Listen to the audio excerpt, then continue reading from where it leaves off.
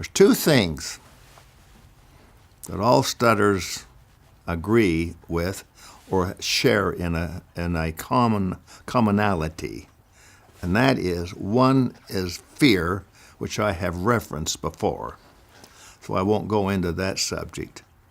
The second one is prayer. If you stutter, you're going to be praying, unless you just are a total atheist. You're going to be praying.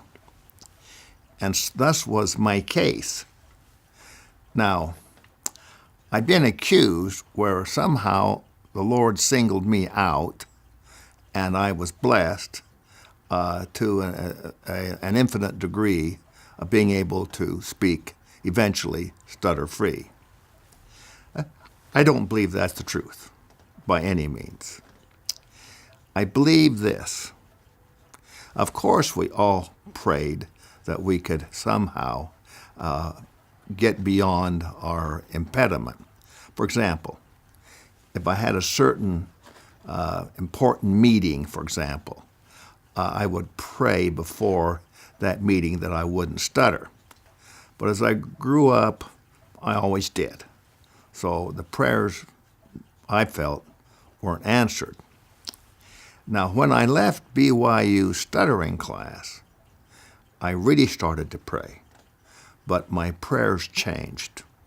Rather than to pray that I would be able to speak without stuttering, I disbanded that, knowing full well from history it would not work. What I prayed for was somehow that the Lord would intervene sufficiently that I would end up in a location with a teacher or an environment that would show me how I could deal with speech blocks and not stutter because of those speech blocks. I would know what to do when I had a speech block.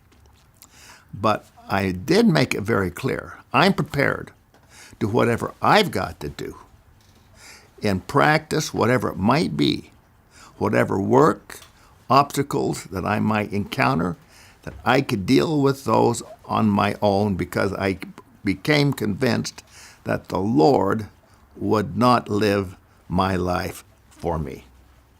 Somewhere along the line, I had to assume the responsibility. Now, I also believe this, that when I went to the school and I observed, now there's 4 students. We all came from different backgrounds. We all came from different churches. We were different sizes. We were different ages, different parts of the country. We were different. But we shared that commonality of fear, and we shared that commonality that in our hearts, or however, we were praying for deliverance from this impediment.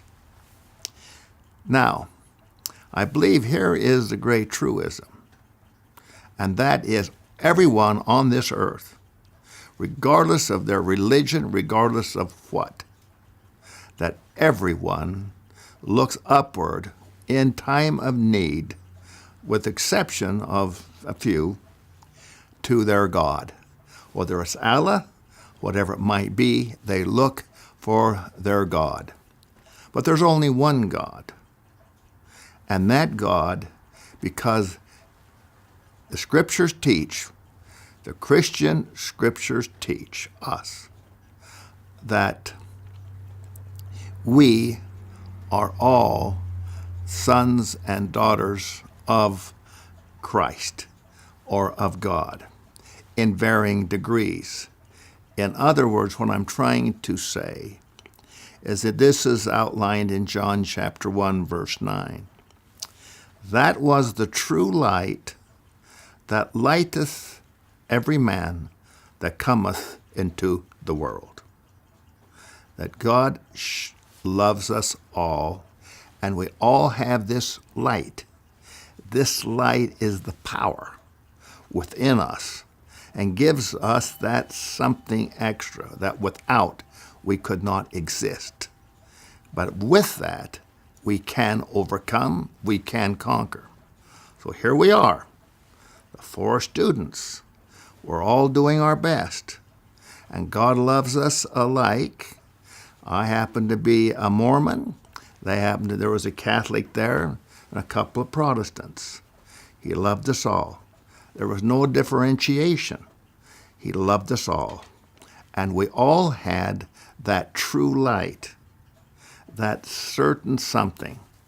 Now, I've come to the conclusion, I think I mentioned this last time, that we all have a physical body, but we also all have a spirit body, and that the brain is physical and that the mind is spirit. But in order to make it work, it takes that true light that enlighteneth it. And with that, then we can all function.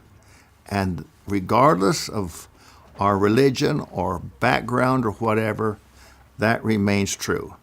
So he's going to help those other stutters just as much as he's going to help me. I really believe that.